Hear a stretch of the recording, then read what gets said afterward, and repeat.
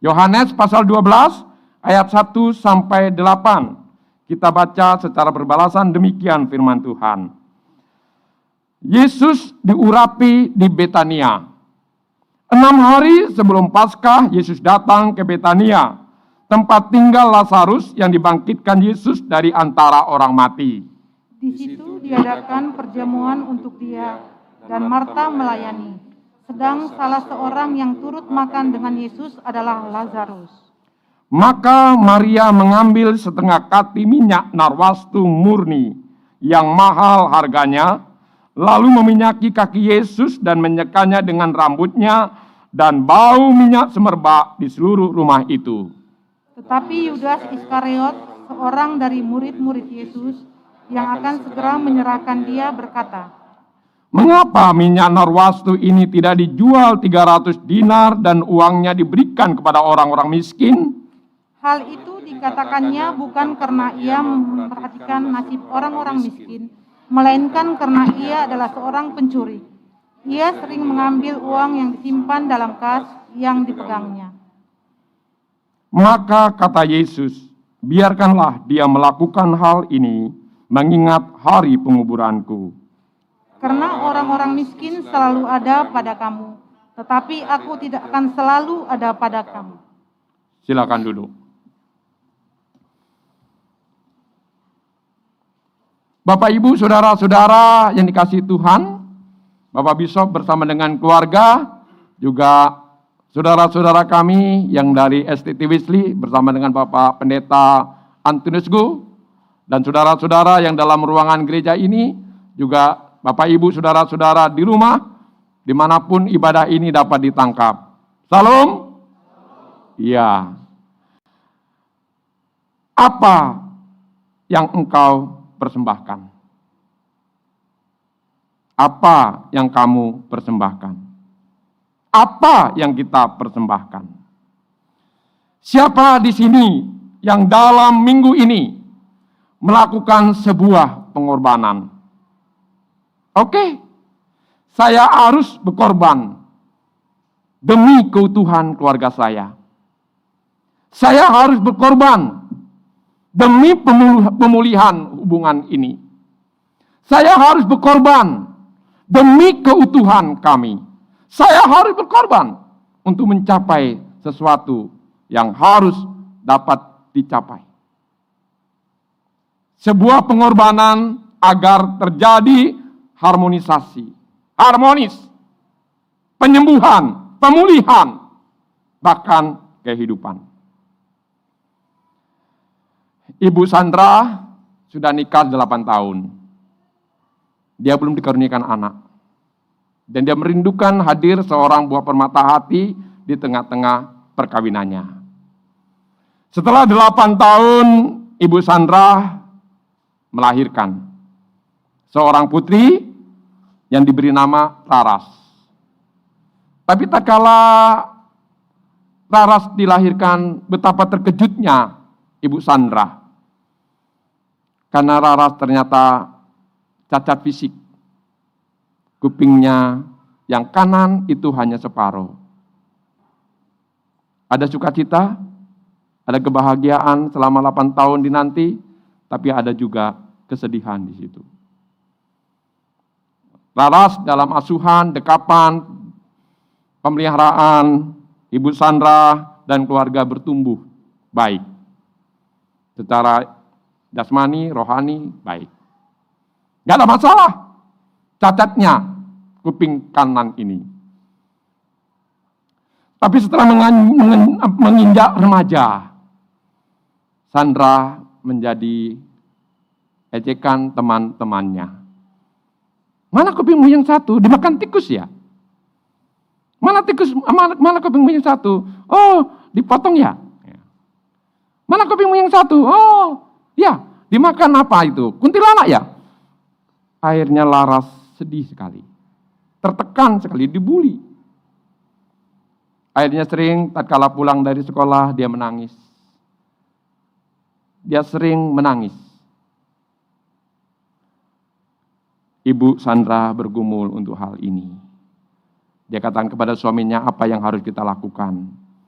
agar anak kita semata wayang ini dalam usia pernikahan kita dan usia kita yang sudah lanjut dikaruniakan Tuhan terpelihara dengan baik dan bertumbuh dengan baik. Ya harus kita lakukan sesuatu. Kemudian akhirnya Ibu Sandra konsultasi dengan dokter. Dok, saya mau menyembahkan kuping saya untuk seseorang yang saya kasihi. Apakah bisa dilakukan? Konsultasi kesehatan dengan dokter, oke, bisa. Baiklah dok, besok orang yang membutuhkan akan kami bawa. Dan tolong dirahasiakan. Akhirnya, Ibu Sandra mempersembahkan kupingnya untuk Laras. Laras tidak tahu. Ya, Mah, ini dari siapa? Kuping untuk Laras dari orang yang mengasihimu, nak. Supaya kamu tidak dibuli lagi, supaya kamu tidak sedih lagi, ada orang yang mengasihimu, mempersembahkan kupingnya untukmu. Laras terima kasih. Cuman Laras bingung. Kok sekarang penampilan mama beda? Dulu suka rambut pendek, sekarang rambut panjang. Kadang-kadang di rumah mama pakai apa itu? Pakai apa itu? Penutup kepala. Itu saja perubahan dari mamanya. Dan Laras tidak tahu apa yang terjadi. Berjalannya waktu, Laras sudah jadi pemudi, sudah mahasiswa, dan pada saat itu Ibu Sandra harus dirawat di rumah sakit. Pada saat di rumah sakit dalam keadaan koma, Laras memeluk ibunya. Dan pada saat itulah betapa terkejutnya Laras. Karena mamanya ternyata kupingnya hanya satu.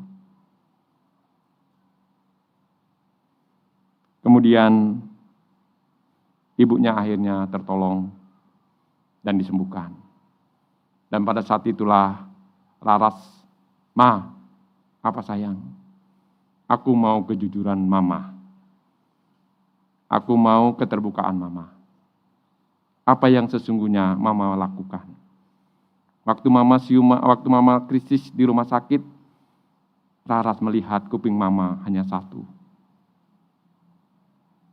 Akhirnya Ibu Sandra jujur bahwa kupingnya itulah yang dipersembahkan untuk Laras. Demi anaknya, untuk bertumbuh dengan sehat. Demi anaknya, tidak mengalami penderitaan berlarut-larut. Pengorbanan seorang ibu bagi putrinya. Persembahan seorang ibu bagi putri yang dikasihinya. Bapak saudara-saudara, apa yang engkau persembahkan? Dalam nats ini, peristiwa ini terjadi 6 hari sebelum Paskah. Dan kejadian ini di desa di mana Maria, Marta, Lazarus, peristiwa Lazarus dibangkitkan. Tetapi ini ada dikatakan terjadi, dilaksanakan, dilakukan di rumah seorang Simon si kusta. Apakah Simon si kusta termasuk 10 yang disembuhkan itu, atau memang Simon yang masih dalam kerinduan untuk disembuhkan? Mengapa di tempat si kusta?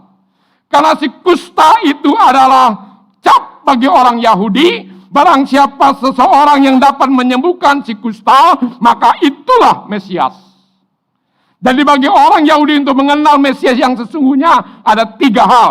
Yaitu dapat menyembuhkan si kusta, dapat mentahirkan orang buta, dapat mengusir setan-setan, dan dapat membangkitkan orang mati. Itu cukup. Dan peristiwa ini terjadi hari Jumat sebelum arak-arakan kemenangan. Tatkala Yesus hendak memasuki Yerusalem. Di sini kita melihat pengkhianatan Yudas dan pemimpin-pemimpin agama Yahudi dengan kasih kesetiaan Maria. Ya, pengkhianatan dan kasih kesetiaan. Keburukan dosa mereka, rancangan jahat mereka justru membuat keindahan pengorbanan Kristus justru lebih besar. Maria dari Betania, saudara Marta dan Lazarus, Maria muncul 3 kali dalam kisah Injil. Dan setiap kali muncul, Maria selalu berada dekat dengan kaki Yesus. Maria memiliki hubungan yang dekat dengan Kristus pada saat Maria duduk dekat kaki Kristus dan mendengarkan ajaran Kristus. Maria dan Marta. Maria menyembah Yesus, sedangkan Marta melayani Yesus. Maria adalah penyembah, sedangkan Marta adalah pekerja. Maria adalah contoh yang baik untuk kita ikuti dalam penyembahan kita dan ibadah kita. Disinilah tampil Maria, tampil Marta. Maria sebagai penyembah dan Marta sebagai pekerja, dan Lazarus adalah saksi hidup. Itu sebabnya kesaksian yang hidup bahwa Kristus adalah Mesias. Karena hanya satu pribadi yang dapat membangkitkan orang mati, bagi orang Yahudi cukup jika dia jujur bahwa dia adalah Mesias. Itu sebabnya Lazarus adalah saksi hidup. Itu sebabnya orang-orang Yahudi, Farisi dan ahli Taurat ingin berusaha membungkam, bahkan membunuh Lazarus. Bapak saudara-saudara, Maria mengurapi kaki Kristus, mengambil setengah kati minyak nawarstu murni. Minyak nawarstu murni itu adalah obat herbal. Harum, menghilangkan stres, memberikan kekebalan tubuh sebagai minyak urapan, juga sebagai minyak persembahan ucapan syukur. Itulah nilai daripada minyak narwastu murni. Minyak narwastu murni sangat mahal. Namun demikian ia belum setara dengan kasih Kristus. 1 hari 1 dinar tidak setara dengan kasih Kristus. Minyak tidak setara dengan hidup Kristus. Juga tidak setara dengan kehidupan Lazarus sendiri. Ya, minyak nawastu murni. Yang mahal harganya. 300 dinar. 1 dinar adalah upah kerja 1 hari. Bekerja harian biasa. Kalau 300 dinar berarti upah kerja hampir 1 tahun. Pekerja biasa. Mungkin tabungan 1 tahun ya.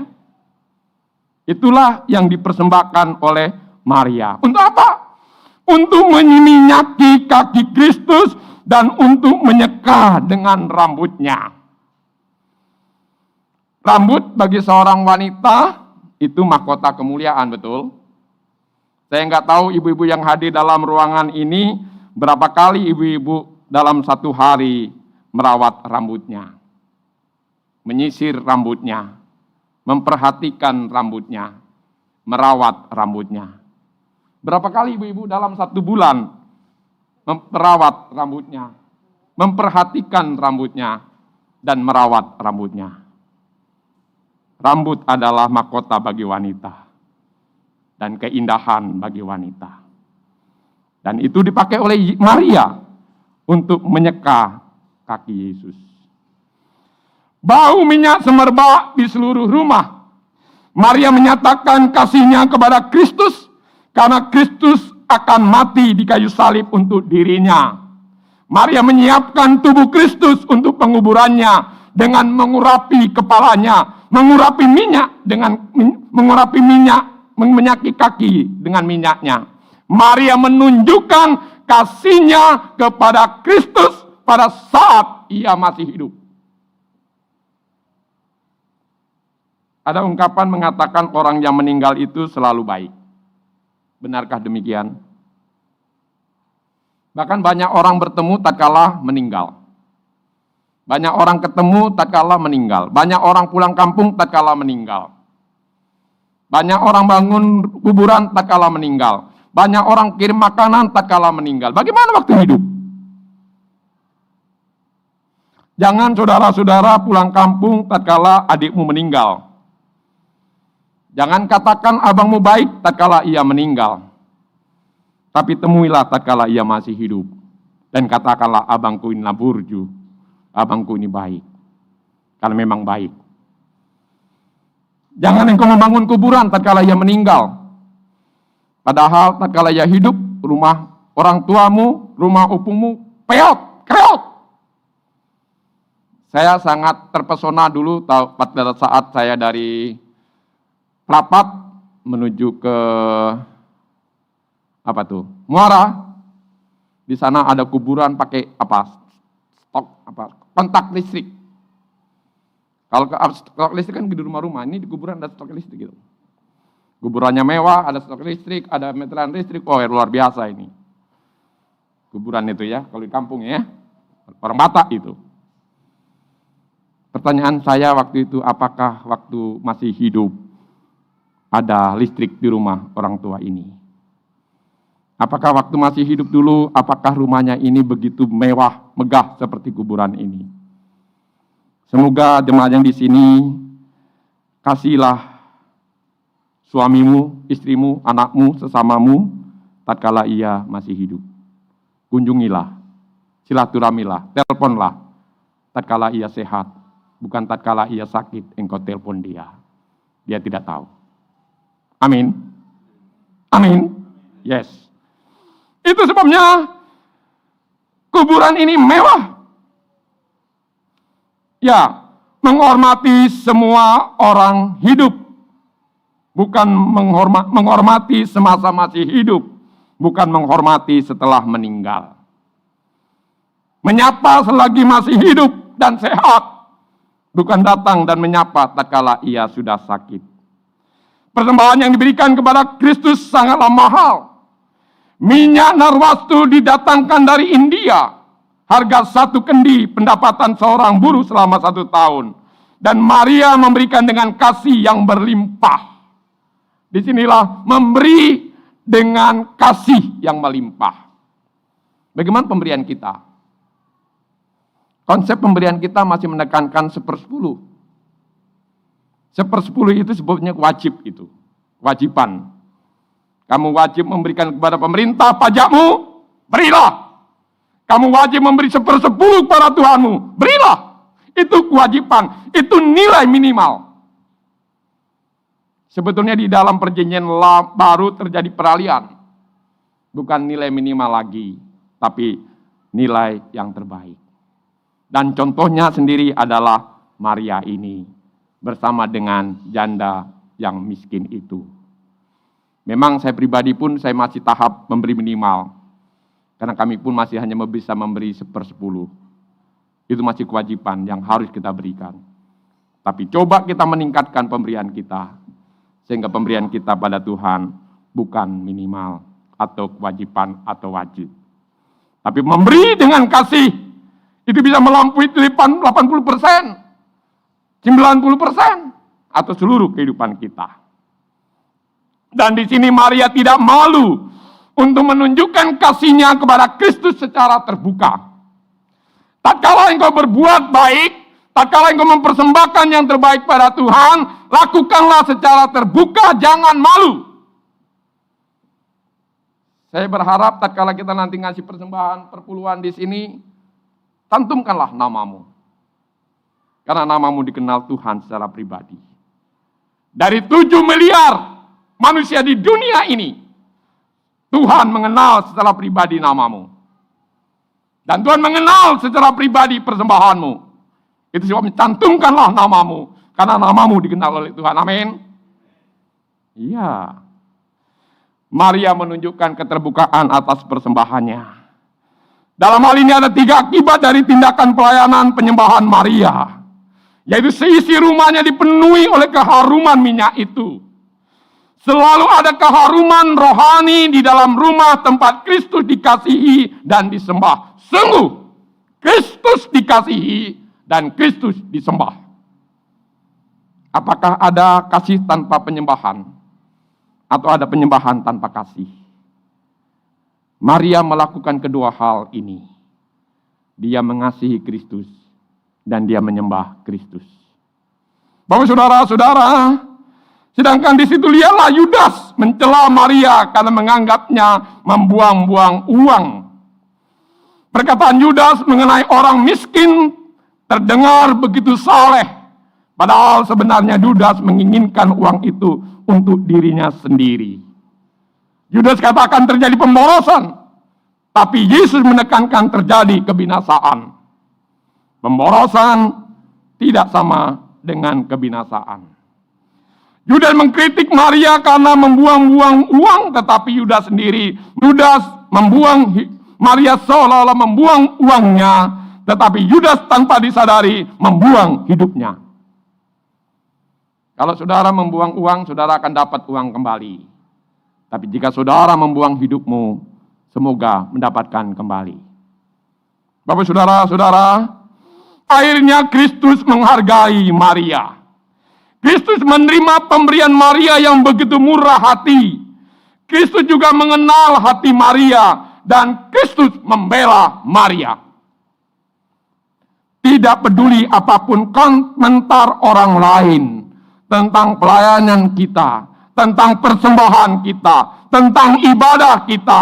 Yang terpenting adalah menyenangkan Kristus. Hidupku menyenangkan Kristus. Ibadahku menyenangkan Kristus. Persembahanku menyenangkan Kristus. Menyenangkan hati Kristus, melayani Kristus, menyembah Kristus, mengagungkan Kristus. Sehingga kritik dan kesalahan paham orang lain seharusnya tidak menghalangi kita untuk menyatakan kasih kita kepada Kristus. Amin. Satu-satunya yang penting bagi kita seharusnya adalah restu Allah. Restu Kristus. Ya, Allah berkenan tentang hal ini. Allah berkenan tentang ini. Memang kita mengharapkan restu dari Bapak, restu dari Ibu, restu dari pasangan suami istri kita, restu dari opa dan oma kita, restu dari anak-anak kita, restu dari teman dan sahabat kita. Tapi tidak kalah pentingnya adalah restu daripada Allah. Amin. Restu daripada Kristus. Aku berkenan. Ini lebih penting. Bapak saudara-saudara, restu Kristus atas kehidupan kita. Restu Kristus akan keluarga kita, akan perkawinan kita. Restu Kristus akan anak-anak kita. Restu Kristus akan gereja kita. Restu Kristus akan pekerjaan kita. Restu Kristus akan jabatan kita. Kalau restu Kristus ada di dalam diri kita, ada di dalam keluarga kita, ada di dalam pelayanan dan gereja kita, maka kita akan dapat melakukan sesuatu yang lebih daripada apa yang kita pikirkan. Amin. Kenapa? Jika Allah bekerja, tidak ada sesuatu pun yang mustahil. Kuasanya tak terbatas, kasihnya tanpa syarat. Itu semua Bapak saudara-saudara, ketika Maria memberikan yang terbaik di kaki Kristus, Maria memicu suatu aliran berkat pada saat itu juga. Maria menjadi berkat bagi Kristus ketika ia memberikan kasihnya. Maria menjadi berkat bagi umatnya, rumahnya ketika keharuman itu menyebar. Jika bukan karena Maria, desa Betania mungkin akan terlupakan. Ya, Maria telah menjadi berkat bagi seisi dunia, bahkan sampai sekarang. Sehingga ada satu kelompok yang sangat mendewakan Maria. Kita tidak boleh mendewakan Maria, tapi kita juga tidak boleh merendahkan Maria. Karena Maria adalah contoh yang baik dalam melayani, dalam menyembah, juga dalam mempersembahkan bagi Kristus. Itu sebabnya Maria dicatat sepanjang zaman, sepanjang abad, dan orang mengenalnya. Bapak saudara-saudara, membuat Kristus telah dipenuhi. Maria memberikan iman dan kasihnya yang terbaik. Yudas memberikan ketidakpercayaan dan kebencian yang paling buruk. Sekarang Bapak saudara-saudara akan memberikan apa? Bapak saudara-saudara sekarang akan mempersembahkan apa? Yudas adalah menjadi guru seharga seorang budak. Yudas telah menjual gurunya seharga seorang budak. 30 keping perak, sukol. Itulah tindakan Yudas. sebagai wujud balasan untuk guru yang setia menyertai dan membimbing dia. Ya, Yudas melakukan tindakan pengkhianatan yang terburuk dalam sejarah.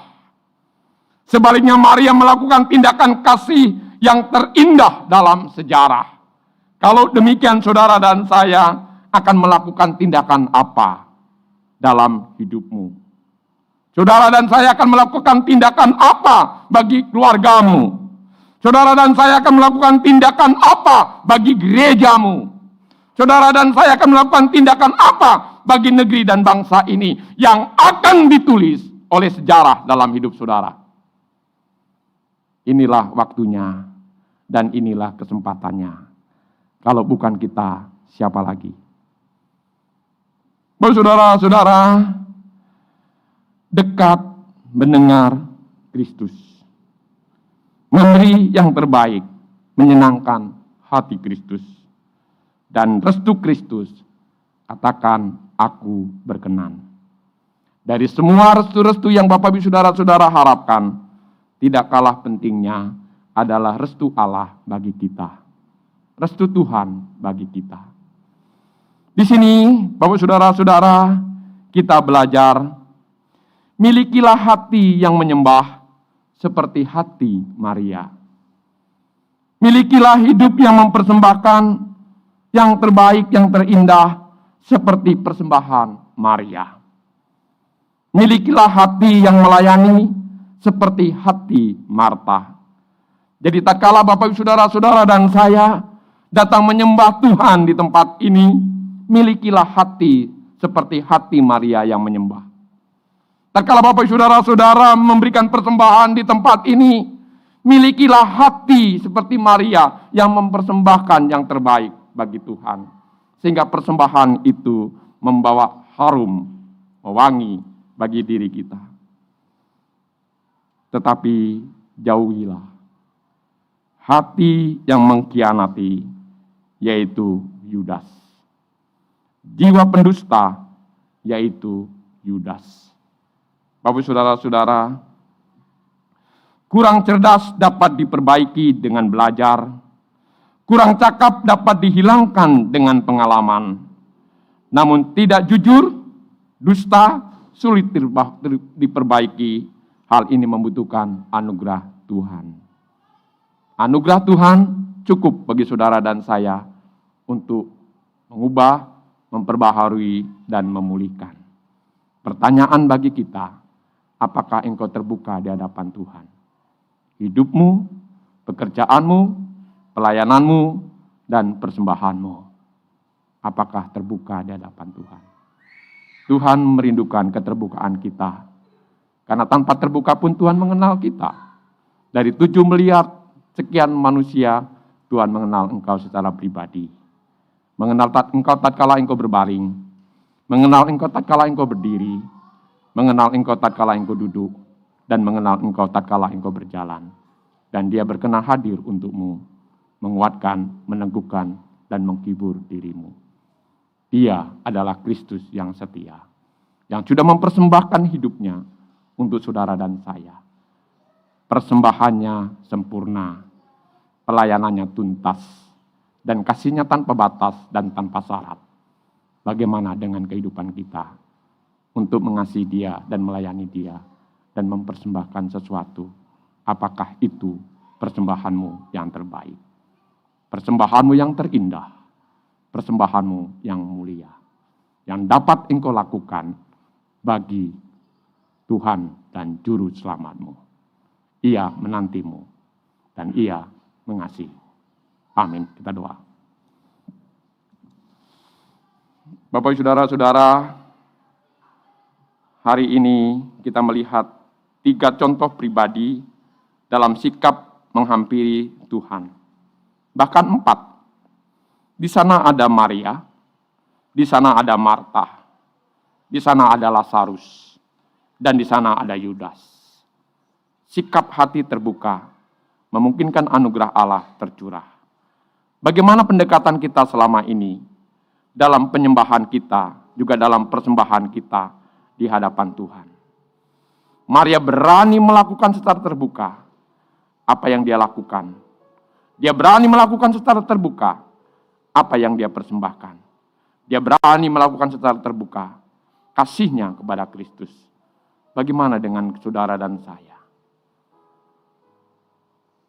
Milikilah hati Maria tatkala engkau menyembah. Milikilah hati Maria tatkala engkau mempersembahkan.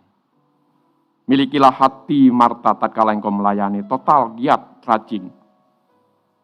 Dan jadilah Lazarus masa kini yang menyaksikan melalui kesaksian hidupnya bahwa Kristus adalah Sang Mesias. Dan jauhilah sifat karakter Judas, sang pengkhianat, pendusta dan penipu. Anugerah Allah tersedia bagi saudara-saudara dan saya saat ini. Lakukanlah keterbukaan di hadapannya. Karena keterbukaan adalah awal penyembuhan. Keterbukaan adalah awal pemulihan. Engkau terbuka, engkau diselamatkan. Anugerah Allah cukup bagimu. Kalau demikian, apa yang harus kupersembahkan bagi Tuhan?